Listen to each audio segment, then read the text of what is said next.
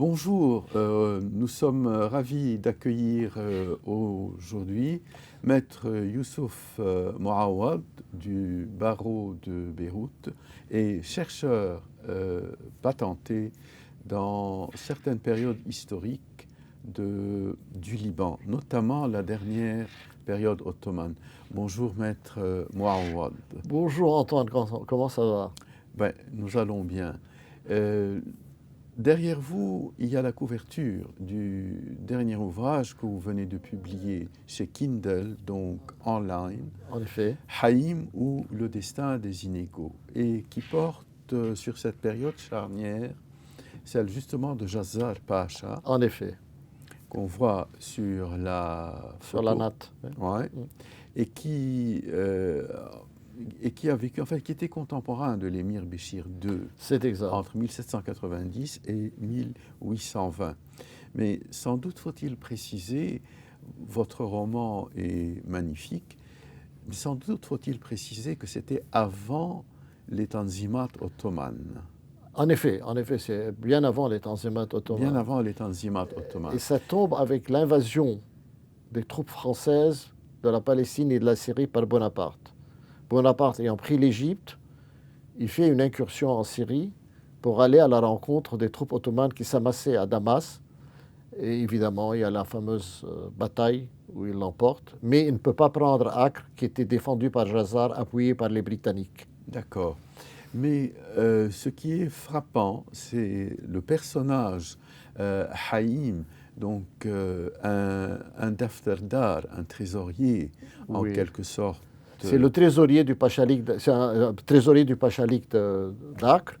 C'est un juif oriental, un séfarade, dont les ancêtres étaient originaires de la péninsule ibérique, et qui était tellement indispensable à Jazzar que Jazzar n'a pas pu l'exécuter.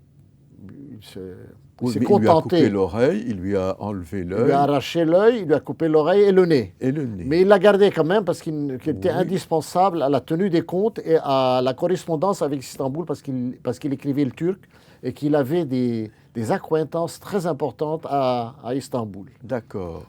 Ce qui n'a pas empêché le même Haïm, à qui on avait arraché l'œil, coupé le nez et l'oreille, Oui. d'être un des grands défenseurs, justement, contre l'armée de Bonaparte. C'est-à-dire, on peut dire qu'il est resté à côté de son maître Jazzar et qu'il n'a pas pris la fuite lors du siège d'Acre qui a duré 2 mois. C'est ça. Donc, ce qui m'a frappé personnellement dans vos travaux de recherche, qui sont connus pour être extrêmement rigoureux, puisque vous C'est trop consultez, aimable. vos références sont de première main en général, c'est l'intérêt que vous portez à ces personnages noirs de l'histoire, notamment ottomane, comme ce Jazzar Oui. Pacha, mais aussi comme Jamal Pacha, En durant la effet, Grande Guerre. en effet, je me suis jamais intéressé à la personnalité de Fakhreddin.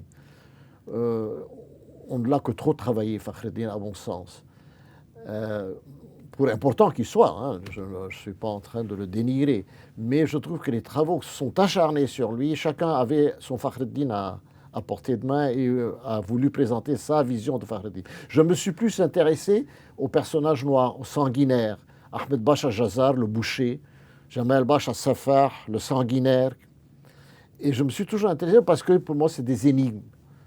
Ce n'étaient pas des personnages, des héros positifs, c'était des héros négatifs. Et c'est vrai, je me suis toujours intéressé aux assassins. Alors, justement, l'énigme Jamal Pacha, Oui, parce que bon, nous sommes durant la Grande Guerre c'est exact, et nous sommes aussi à l'époque de la Grande Famine. en effet. Alors, quelle est l'énigme de Jamal Pacha en ce qui concerne justement la famine qui a frappé le mont Liban et qui a fait quelques 200 000 victimes, si mes souvenirs sont bons. 200 000 victimes sur une population d'à peine 500 000 personnes. Ce qui est énorme. Et énorme. Alors d'abord, on a toujours rapproché le gouvernorat de Jamal Bacha de la famine. En réalité, la famine s'était déclarée au Moyen-Orient 8 ans avant le déclenchement de la guerre, Antoine. Donc ça, au début du siècle. Je ne parle pas d'une famine dévastatrice, mais les gens avaient faim à partir de 1908. Pourquoi? La démographie galopante. Deux, ce qui explique l'immigration, Antoine. Notre D'accord. immigration avant 14, à partir du Mont-Liban, c'était des saignées, c'était des groupes entiers, des générations entières de personnes qui quittaient le pays. Le Liban, c'est un petit caillou, le Liban. Le mot Liban dans la Montassarifia, ce n'est pas le Liban des 10 452 km. Non, c'est plus petit. Ça fait à peine 3500 km. Il s'étend de Jézine à Zgharta à Zahle. Il ne comprend pas Beyrouth, il ne comprend pas Tripoli ni Saïda. Donc c'est un petit caillou. Mais pourquoi la disette a-t-elle été aussi dévastatrice? Parce qu'il y a plusieurs éléments et on veut tout mettre sur le dos de Jamal Bacha. Je ne suis pas en train de le réhabiliter, pas Non, du tout. mais Je vais essayer de mettre les choses, les pendules à l'heure. Quand il y a une guerre, il y a nécessairement pénurie de nourriture. Dans toutes les guerres, pourquoi? Parce que, un, les hommes valides vont à l'armée, il faut les nourrir. Donc, on abandonne. Les chevaux de trait, les bêtes sont réquisitionnés par les armées d'occupation. Ce qui est normal dans toute guerre. mais ça, c'est 1914. Oui. Mais 8 ans auparavant, On n'arrivait plus à nourrir notre population, Antoine. Et dans toute la Syrie, j'entends toute la Syrie naturelle, c'est-à-dire d'Alep jusqu'à Gaza, jusqu'à la Mésopotamie, il y avait des vagues de famine, mais qui n'impliquaient pas qu'il y ait des gens qui crèvent au bord de la route. Il n'y avait pas de mendiants encore. Mais les gens avaient faim, ils ne mangeaient qu'une fois sur deux. Donc la famine a commencé bien avant la guerre 14. La guerre 14 est venue l'amplifier. y a-t-il eu des causes climatiques, sécheresse Probablement. Probablement qu'il y a eu plein de... Bon, ce qui a multiplié les choses par 10, ce qui a multiplié les ravages, c'est, je t'ai dit, la guerre, donc, les réquisitions. Le Liban est coupé de l'Occident parce que les flottes alliées empêchent l'arrivée des vivres. Et ensuite, les sauterelles, le typhus, tout était chambardé. Donc le il y a passage eu une conjonction de facteurs, disons, naturels, oui. Hein, les sauterelles, etc., le typhus. Oui. Le blocus maritime des Alliés. Et puis la guerre. Oui, la guerre. Il y avait un blocus maritime des Alliés, ennemis de l'Empire ottoman. Oui. Mais Jamal Pacha dans cette affaire. Attends, que je t'explique. Je vais planter le décor. La guerre éclate en 14, en août, l'été 14. L'Empire ottoman rejoint les puissances centrales, l'Autriche, Hongrie et l'Allemagne vers début novembre, octobre-novembre, à l'automne. Oui. Jamal Bacha est ministre de la Marine. Il est nommé gouverneur civil et militaire de toutes les terres du Bilad Sham, de toutes les terres arabes qui font la Grande Syrie. Donc ce qui est le Levant. Le Levant plus le Hejaz. Plus le Hejaz. Oui, il était responsable de la Libye. Il y avait le cordon ombilical qui était le train qui arrivait jusqu'à Médine. Et son siège était où? Alors, voilà, le personnage était assez curieux. Son siège était censé être Damas. Il arrive à Damas en début décembre 14. Oui. Il abolit les privilèges du Mont-Liban et il est à la tête de la 4e armée ottomane qui doit prendre l'Égypte aux Britanniques qui l'occupent. Il abolit les privilèges du Mont-Liban, c'est-à-dire ce que stipulait le protocole de la règlement organique. Le règlement organique. C'est-à-dire l'armée ottomane rentre au Liban, ce qui n'était pas le cas depuis 50 ans. D'accord. Son idée à lui, c'était de prendre l'Égypte, puisque le djihad avait été déclaré par le sultan, il faut prendre l'Égypte. Et la population égyptienne était censée se soulever pour aider les troupes ottomanes. Et il fait sa fameuse incursion qui arrive jusqu'au canal, puis c'est la défaite totale, c'est la retraite des troupes ottomanes, c'était pas beau à voir. Et est-ce que ceci explique suffisamment que 200 000 personnes sur 500 000 dans le Montassarifia du Mont-Liban meurent de faim? Attends, j'y arrive, Antoine, j'y arrive. Le problème est le suivant, c'est qu'on a essayé d'instrumentaliser la famine. Il y a une école libaniste, je l'appellerai, qui disait c'est Jamal qui a intentionnellement voulu affamer les Libanais. Oui.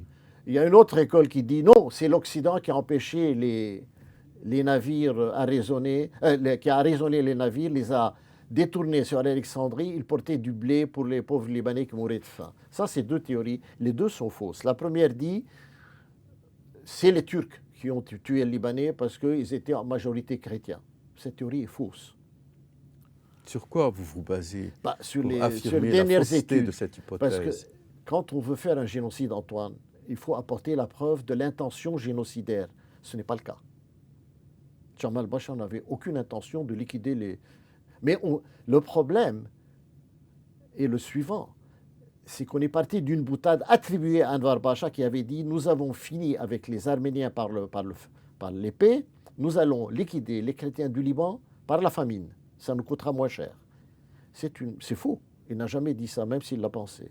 Mais les chancelleries occidentales se sont servies de cette boutade pour ameuter l'opinion internationale contre Donc on ne les trouve Turcs. pas de traces de cette boutade, par exemple, dans une correspondance diplomatique. Si. Et on l'attribue à un prêtre maronite qui s'est rendu en France. J'ai le texte, si ça t'intéresse. Donc c'est une histoire, il l'a peut-être pensé, il ne l'a jamais dit. C'est pas, on ne va pas s'arrêter. Donc, mais toute la politique... Ce prêtre s'est fait l'écho, après tout, de quelque chose... D'une rumeur qui courait non, ici. de quelque chose... Oui. Enfin, il n'y a pas de fumée sans feu, quand même. Attends. Et pourquoi est-ce qu'on attribue la famine? Pourquoi est-ce qu'on veut faire porter à Jamal Bachar la responsabilité de la famine?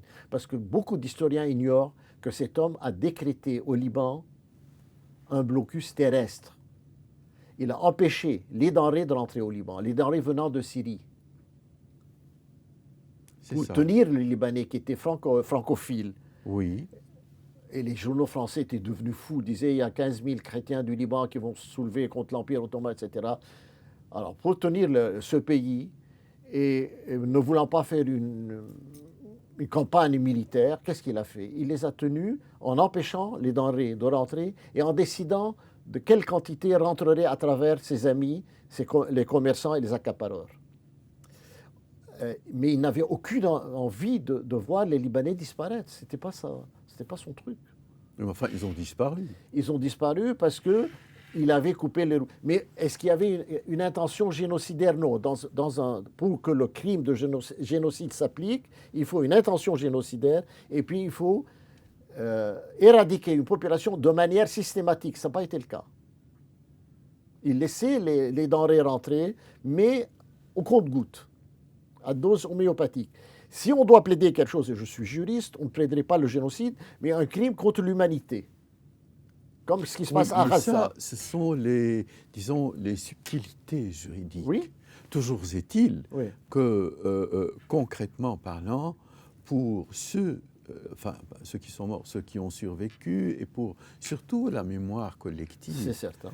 Ceci, une telle masse de victimes, on ne peut pas empêcher les gens de la percevoir comme étant génocidaire. Oui, mais ce n'est pas un génocide, juridiquement. Juridiquement, ce n'est pas un génocide. Mais c'est un crime.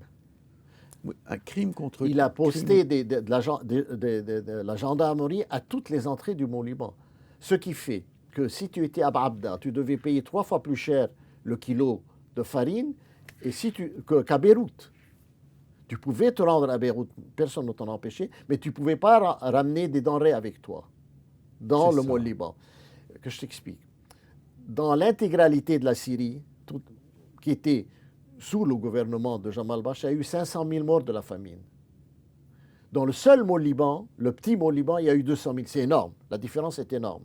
S'il n'avait pas instauré ce régime de blocus terrestre, il y aurait eu des morts de la famine au Liban, mais ça n'aurait jamais été aussi disproportionné, Antoine. Donc, pour faire une synthèse, parce que le temps nous échappe, et pour faire une synthèse, est-ce qu'on peut dire à ce moment-là que cette extermination de masse, n'est-ce pas, n'a peut-être pas résulté d'une intention génocidaire formelle comme celle dont furent victimes les Arméniens et les Syriaques? Absolument. Je t'arrête, Antoine. Il n'y a pas eu d'extermination de masse. Je ne peux pas considérer que ce fut une extermination de masse. Les conséquences furent désastreuses, mais il n'y avait aucune intention d'éradiquer systématiquement une population, comme c'est Oui. le cas chez les Arméniens et D'accord. les Syriens. Mais alors, à ce moment-là, on peut retenir, et ce sera la conclusion, on peut retenir que les autorités ottomanes sur place, Jamal Pacha entre autres, n'est-ce pas, avaient un intérêt stratégique dans le cadre de cette guerre à affamer cette population. Oui, oui, à désamorcer les envies de révolte. Enfin, Mais il n'empêche qu'il porte une responsabilité. Je dis bien, il a une grave responsabilité. Pourquoi? Parce qu'encore en droit, les autorités de fait ou de droit, les autorités d'occupation ont la responsabilité de nourrir les gens qui se trouvent dans les régions qu'ils gouvernent et qu'ils contrôlent. d'accord. Mais il y a encore une chose. Il y a une autre théorie qui dit c'est l'Occident, en empêchant les vivres d'arriver des Amériques, qui a voulu affamer le peuple libanais pour lui imposer la solution qu'il a rangée. Ça explique. Ça ne tient pas debout. Si les deux navires affrétés par les émigrés étaient arrivés, Jamal Pacha s'en serait saisi parce que sa propre troupe avait faim. D'accord. D'accord. Saka, on a plus ou moins situé le cadre du débat. Donc la responsabilité criminelle de Jamal Pacha est énorme dans la famine qui a frappé le mont Liban. Maintenant, le débat reste ouvert quant aux aléas, les présupposés, le pourquoi, le comment, etc. Mais personnellement... C'est un travail d'historien, ça. Mais pas génocidaire. Sans doute. Ce n'est pas un génocidaire, mais il a commis un très grave crime en empêchant les denrées d'entrer. D'accord, sans doute. Sans doute. Sans doute. Écoutez, donc le débat restant ouvert, il y a encore beaucoup à dire sur cette période-là. Peut-être que en faisant jaillir la vérité, on peut aider les blessures de l'histoire à mieux se cicatriser. Antoine, voilà. merci. Donc je remercie Maître Mouawad pour cette mise au point et nous vous invitons à d'autres rencontres sur ICI Beyrouth. Au revoir.